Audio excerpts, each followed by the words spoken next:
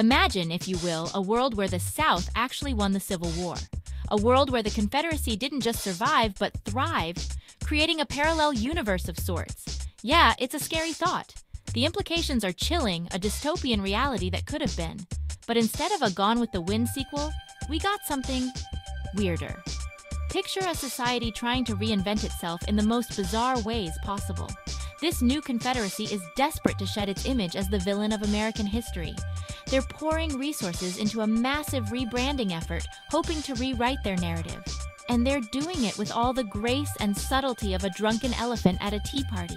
It's a spectacle of awkwardness and missteps.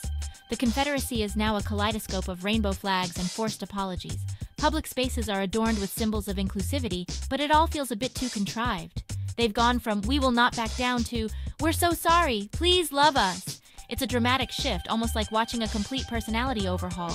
It's like watching your grumpy, racist uncle try to join a drum circle. The effort is there, but the execution is painfully awkward. You're happy he's trying, but you also kind of want to watch from a safe distance. It's a mix of amusement and secondhand embarrassment. This is a government trying to outrun its past by sprinting face-first into the future.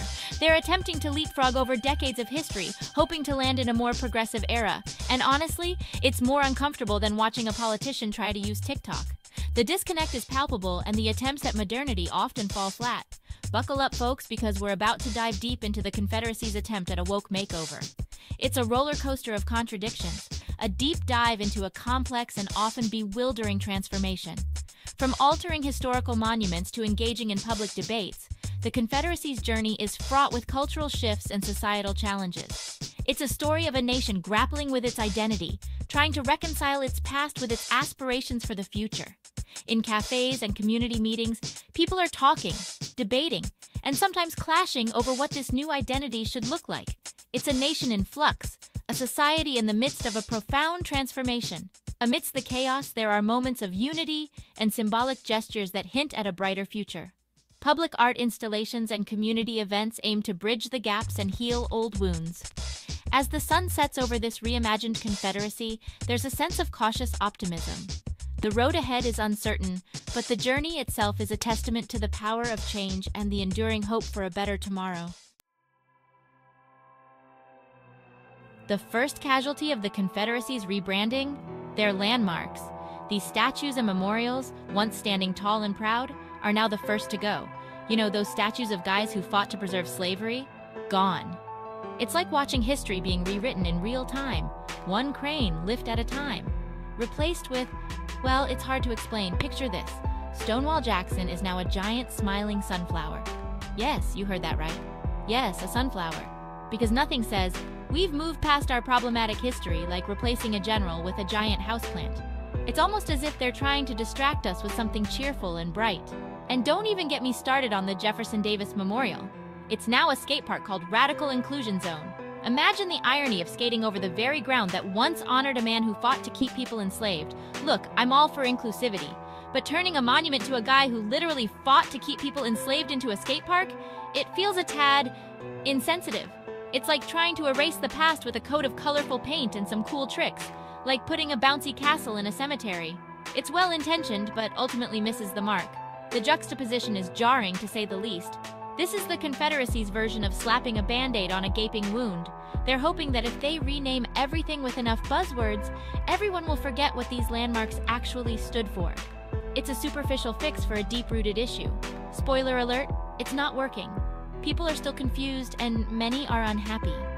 The rebranding efforts are met with mixed reactions, and the underlying issues remain unresolved. It's clear that a more thoughtful approach is needed to truly address the past and move forward. If you thought the landmarks were bad, wait till you hear about the diversity training. It's a whole new level of absurdity. Every state employee now has to attend these mandatory sessions. Yes, you heard that right. Every single one. And let me tell you, they are something else. Imagine sitting through hours of content that feels more like a poorly scripted reality show than an educational experience. We're talking trust falls, but instead of catching each other, you have to recite the Emancipation Proclamation. Yes, you have to memorize and recite it while falling backward. There's also a game where you dress up like historical figures and act out a woke version of the Civil War.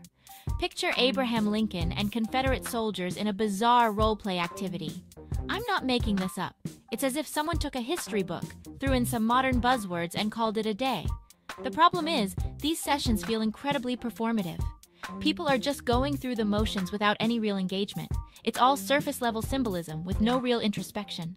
The presentations are filled with buzzwords and empty gestures. It's like trying to learn about systemic racism from a fortune cookie. You get a catchy phrase, but no real understanding. It might be a fun activity, but it's not going to change anything. People laugh and participate, but leave without any new insights.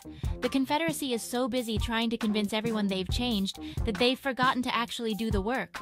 It's all about appearances. It's all show, no substance. Elaborate costumes and grand speeches, but no real action or change. And frankly, it's insulting to everyone involved. People leave these sessions feeling more frustrated and disillusioned than before.